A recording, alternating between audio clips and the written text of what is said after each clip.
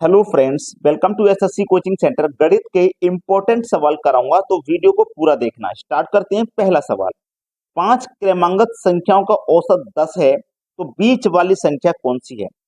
देखो, याद रखें एक बात, हमेशा पांच संख्या है ना क्रमांकित, एक, दो, तीन, चार, पांच संख्या, तो मैंने पांच के लिए जगह बना ली।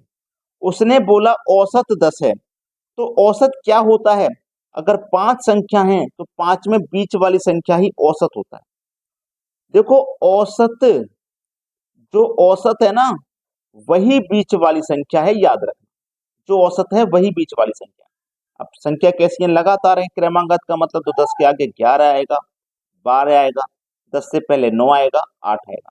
तो हमारा जो बीच वाली संख्या है ना वो 10 ही है। पहला ही ऑप्शन सही है। अब इसमें वो क्या क्या दे सकता है कि भाई सबसे बड़ी संख्या बताइए, या सबसे छोटी संख्या बताइए, या सबसे छोटी और सबसे बड़ी का योगफल बताइए, या फिर सबसे छोटी सबसे बड़ी का गुणनफल बताइए। इस तरीके से पूछ सकता है। समझ में आ गया ना, आप बता दोगे। अब देखते हैं अगला सवाल। अगला सवाल है, 11 परिणामों का औसत 50 है, पहले 6 परिणामों का औसत 49 है और अंतिम 6 परिणामों का औसत 52 है, तो छठे परिणाम का मान कितना होगा। देखो, 11 परिणामों का औसत कितना भैया, 50, तो योग कितना हो जाएगा, 550। संख्या का गुना औसत से करेंगे, योग पता लगेगा। फिर बोला 6 परिणामों का औसत 49 है, 6 परिणामों का औसत 49 है, तो योग कितना हो जाएगा भैया, 294 हो जाएगा। ठीक है। फिर से 6 परिणामों का औसत 52 है, फिर से 6 परिणामों का औसत 52 है, तो इनका योग कितना हो जाएगा, 312 हो जाएगा। अब ध्यान से देखो, टोटल संख्या 11 थी, ये तो हो गई 12, यानी कि जो बीच वाली संख्या है उसको दो बार गिन लिया गया है। एक संख्या को दो बार गिना गया, वही बतानी है।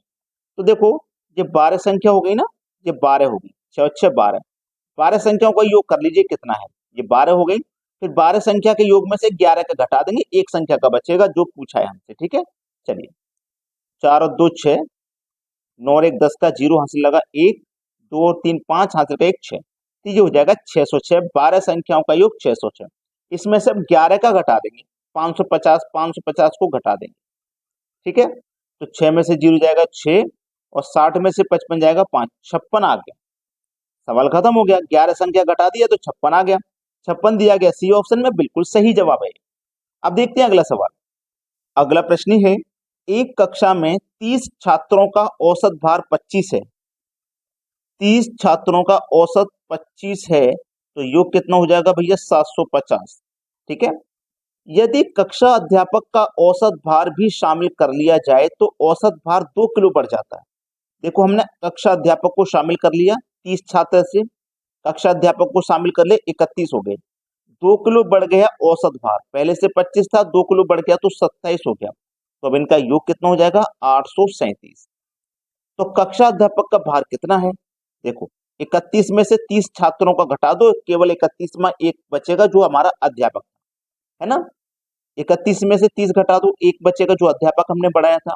ऐसे 31 में से 750 घटा दो, तो 7 में से जीरो जाएगा 7, और देखो 13 में से 5 जाएगा तो 8, और यहाँ 7 में 7 जाएगा जीरो, यानी कि 87 बचा। तो हमारे अध्यापक का जो भार है वो 87 है। डी ऑप्शन है सही जवाब। अब देखेंगे अगला प्रश्न। अगला प्रश्न है, सरल करें। इसको हमें सरल करना है। ऐसा प्रश्न अगर आ जाए और आपको सरल नहीं हो पाता है तो हम आपको एक ऐसा तरीका बताएंगे, मात्र 5 से 10 सेकंड में कर दोगे। देखो करना क्या, पहले वाली संख्या को लिख लो, 9 के बटे में 13 है। अब ये जो डिवाइड का साइन है ना, इसको मल्टीप्लाई में चेंज करिए। जब इसको आप मल्टीप्लाई में चेंज करोगे तो ये संख्या पलट जाएगी, यानी कि 26 पहुंच जाएगा ऊपर और 18 आ जाएगा नीचे। बिल्कुल ऐसे ही इस गुना में चेंज करेंगे, इस वाले डिवाइड को साइन को भी गुना में चेंज करेंगे तो ये संख्या भी पलट जाएगी। 52 ऊपर पहुंचेगा और नीचे 90 आएगा। समझ में आ गया ना। चलिए, 13 दूनी 26 कट गया, कट गया ना। 13 दूनी 26 कटा, और क्या क्या कर सकता है, 9 से 18 कटेगा दो बार में। ठीक है, 2 से 2 से ये 2 कट जाएगा, 2 से 2 कट गया।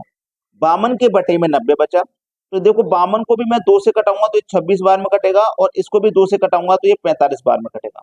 तो 26 के बटे में 45 होगा सही जवाब। अब देखो ये किस ऑप्शन में, 26 के बटे में 45 सी ऑप्शन में दिया गया है और ये हो जाएगा सही जवाब। अब देखते हैं अगला सवाल।